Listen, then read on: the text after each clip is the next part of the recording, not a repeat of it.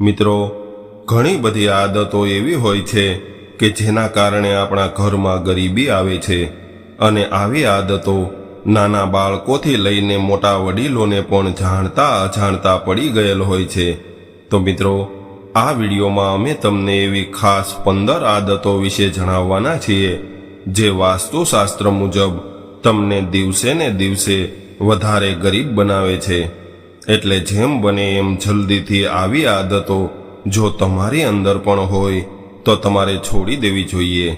મિત્રો, આપણા વડીલો હંમેશા કહેતા આવ્યા છે અને આપણને ટોકતા આવ્યા છે કે આપણે અમુક આદતોથી દૂર રહેવું જોઈએ, પરંતુ આપણા વડીલો આપણને ટોકતા હતા ત્યારે આપણને સારું નહોતું લાગતું।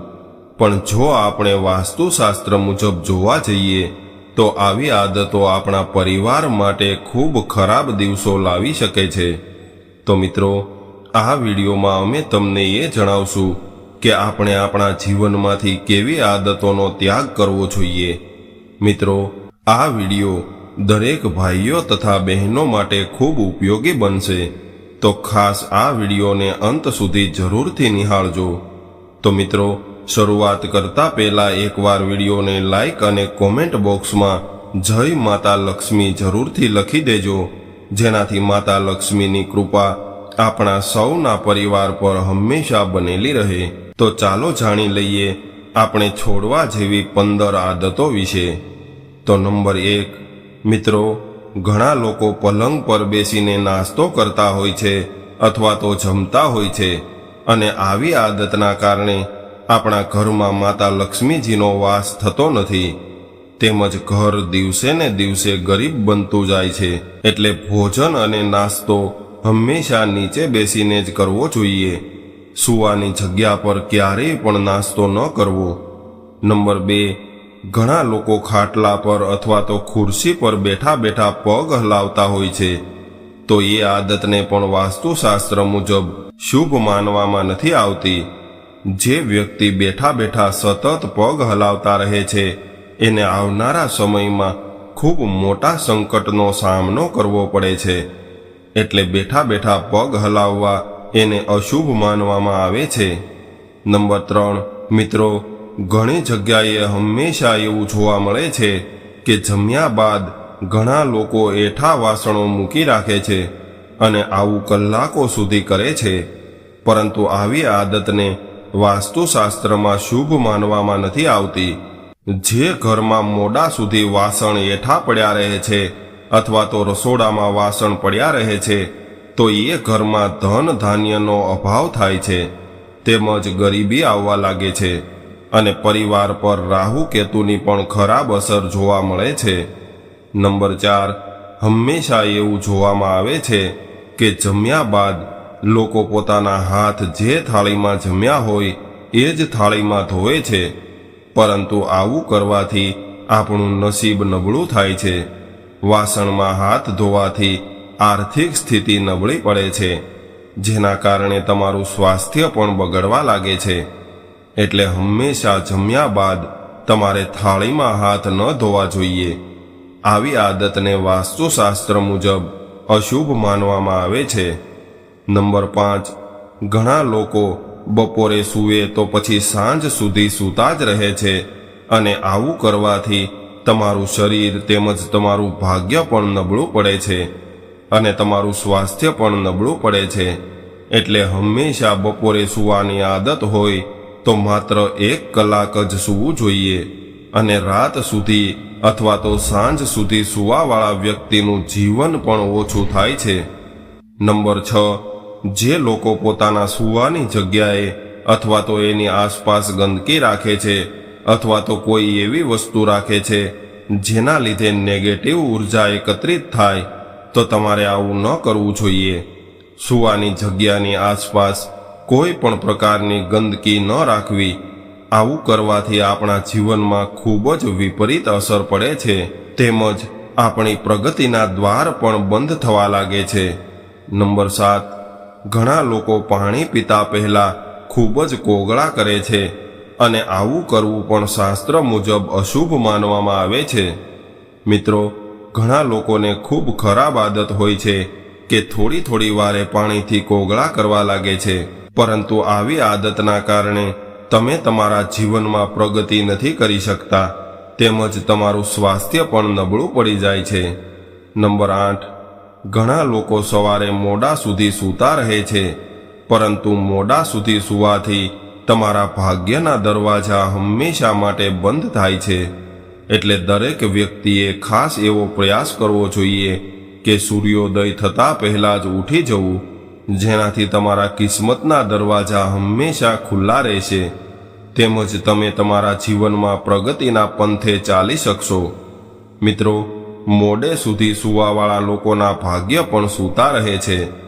નંબર 9, ઘણા લોકોને સતત બોલવાની આદત હોય છે, અને આવી આદતના કારણે એવા લોકોની સમાજમાં કોઈ પણ જગ્યાએ કદર નથી થતી.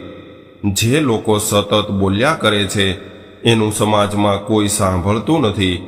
એટલા માટે આપણે એવી કોશિશ કરવી જોઈએ કે જેમ બને એમ ઓછું બોલવું, અને આપણે ઓછું બોલીએ તો જ સમાજમાં આપણી કદર વધારે થશે અને આપણા શબ્દોનું મહત્વ વધી જશે. નંબર 10, ઘણા લોકોને ઊંધા પડીને સૂવાની આદત હોય છે, પરંતુ શાસ્ત્ર મુજબ આવી આદતને અશુભ માનવામાં આવે છે. ઊંધા પડીને સૂવાવાળા લોકો સમયથી પહેલાં જ વૃદ્ધ થાય છે, જેથી તમે જ્યારે પણ સૂવા જાઓ તો ખાસ આ બાબતોનું ધ્યાન રાખવું જોઈએ. નંબર 11, આજકાલના લોકો દરેક વાતમાં જૂઠું બોલવાનું શીખી ગયા છે, એ પછી મોબાઈલ પર હોય અથવા તો રૂબરૂ હોય, પરંતુ જૂઠું બોલનારા લોકો હંમેશા આવનારા સમયમાં સંકટનો સામનો કરે છે, અને કુદરતી રીતે એની સાથે ભાગ્ય પણ સાથ નથી આપતું. જેથી કરીને હંમેશા સત્યનો સ્વીકાર કરવો જોઈએ અને સત્ય બોલવું જોઈએ. નંબર 12, આ એક કડવું સત્ય છે કે ઘણા લોકો સ્ત્રીઓની પાછળ પાગલ થયેલા હોય એવું જોવા મળે છે, તેમજ હંમેશા કોઈ પણ સ્ત્રીને જોતા જ એના મનમાં ખરાબ વિચારો કરવા લાગે છે. પરંતુ ચાણક્યના દરેક પુસ્તકો અને વાક્યો મુજબ આવા પુરુષો હંમેશા વિનાશને નોતરે છે, તેમજ એના જીવનમાં કોઈ પણ પ્રકારની પ્રગતિ નથી કરી શકતા. અને પ્રગતિ થયેલો વ્યક્તિ હોય અને એની અંદર પણ આવી આદત આવી જાય તો એનું પણ પતન થાય છે, અને અમીર થયેલો વ્યક્તિ ગરીબ થઈને ઊભો રહે છે. જેથી હંમેશા આપણી નજરને પવિત્ર રાખવી જોઈએ. નંબર 13, કોઈ પણ સ્ત્રી જ્યારે પોતાના પતિથી કોઈ પણ વાત છુપાવવા લાગે ત્યારે એના જીવનમાં વિનાશ ખૂબ જ નજીક હોય છે, અને એનું દાંપત્ય જીવન પણ ટૂંક સમયમાં વેર વિખેર થવાની કગાર પર હોય છે. એટલે કોઈ પણ સ્ત્રીઓએ ક્યારેય પણ કોઈ વાત પોતાના પતિથી છુપાવવી ન જોઈએ. નંબર 14, સૂવાના સમય પર હંમેશા એવી ખાતરી કરો કે તમારું મુખ સૂર્યોદય બાજુ રહેવું જોઈએ, અર્થાત સૂર્ય જ્યાંથી ઉગી રહ્યો છે એ દિશા બાજુ રહેવું જોઈએ, જેથી કરીને તમને ખૂબ જ સારી નીંદર આવશે. તેમજ શાસ્ત્ર પ્રમાણે આ આસનમાં સૂવાથી તમારું જીવન પણ સુખી રહેશે, તેમજ તમારા જીવનમાં કોઈ પણ પ્રકારની બાધાઓ નહીં આવે. શાસ્ત્રમાં આવી રીતે સૂવાની આદતને ખૂબ જ શુભ માનવામાં આવે છે. નંબર 15, શાસ્ત્ર મુજબ તમે તમારી ધર્મપત્નીને જેટલી નવી વસ્તુઓ અથવા તો એની પસંદની વસ્તુઓ લઈ આપશો એટલા જ લક્ષ્મીજી તમારા ઉપર પ્રસન્ન રહેશે, અને તમારા ઘરમાં ધન દોલતના ભંડાર ભરાશે. મિત્રો, આ એક સત્ય વાત છે કે તમે તમારા ઘરની લક્ષ્મીને જેટલી ખુશ રાખશો એટલા જ માતા લક્ષ્મી તમને બમણું ધન કમાવાની શક્તિ આપશે. એટલે ઘરની સ્ત્રીને ક્યારેય પણ નારાજ ન કરવી જોઈએ, તેમજ એની પસંદગીની વસ્તુઓ એને લઈ આપવાની પૂરી કોશિશ કરવી જોઈએ.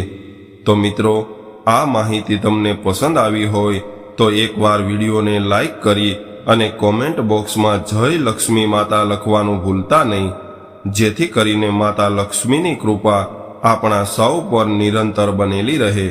અને મિત્રો, આપણી ચેનલ પર આવા જ સરસ મજાના માહિતીસભર ઘણા બધા વિડીયો અપલોડ કરવામાં આવ્યા છે, એટલે એકવાર અમારી ચેનલ પર જઈને બીજા વિડીયો પણ જોવાનું ભૂલતા નહીં. તો મિત્રો, ફરી મળશું કોઈ નવા વિડીયો સાથે. ત્યાં સુધી બધા જ મિત્રોને જય માતા લક્ષ્મી.